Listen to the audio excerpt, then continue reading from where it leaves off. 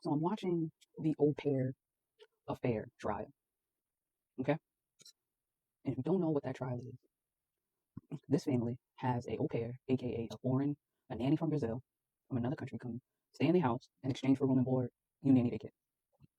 I'm imagining that because she's from Brazil, it was the husband's idea.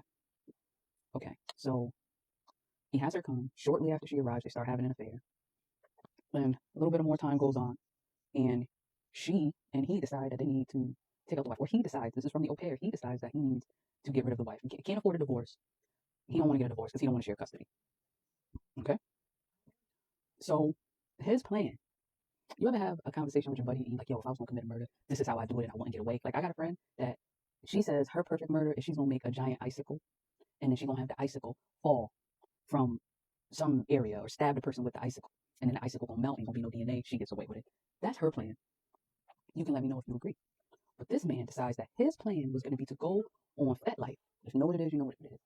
Posing, catfishing as his wife to get a person to come RAPE her at his house. And they have to role play it. And they were talking to people for months, okay, trying to find somebody. And most people were like, nah, son, that sounds suspicious. That's bad for me. If I do that, y'all can be setting me up. Most people had that kind of common sense. They talk to this dude and get him into it. His name's Joseph Ryan, I believe is his name. So he shows up thinking that he's about to participate in a role play RAPE. Okay, they got him gassed up like, yo, even if I'm like, nah, I want to do it, keep going. Like, I need it to feel really, really, really real. Like, really real. Like, really, really real. And he's like, yeah, I'm down. So he gets there, he does the thing, they standing outside, they got it all set up to where I'm gonna call and tell you to come home because I see a suspicious man in the house, and then you show up and we put the baby downstairs and then we go upstairs and then I'm gonna come behind you and I'll shoot him and you shoot her and then you stab her. They have the whole thing planned out. It doesn't work.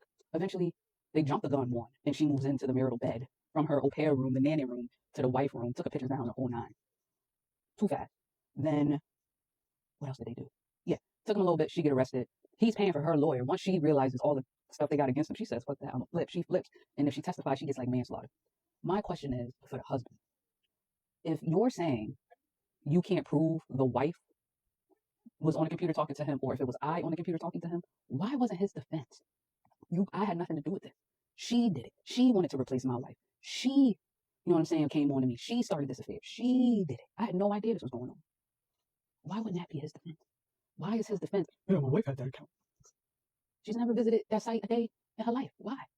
That's just, I don't know. It's stupid to me.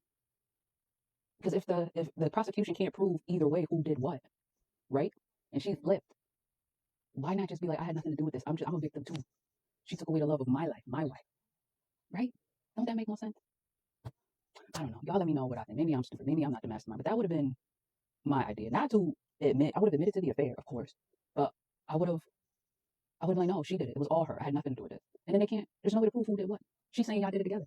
I had nothing to do with it. It's all her. I don't know. Let me know what y'all think.